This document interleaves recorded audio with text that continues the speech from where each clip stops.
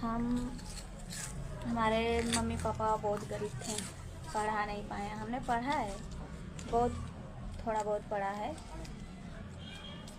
दोस्तों। हमारी शादी बहुत जल्दी हो गई। मेरे माँ बाप बहुत गरीब थे, हमारे शादी बहुत जल्दी कर दिए। मजबूरी थी ऐसी, कोई कमाने वाला है नहीं था। मेरी माँ बाप कैसे कैसे मेरी शादी किए, वैसे मेरा अच्छा घर मिला है। मुझे बहुत प्यार करते हैं लोग, बहुत बहुत मानते हैं।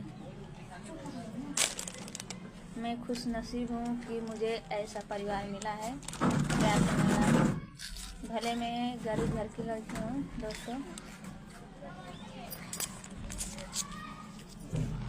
बाकी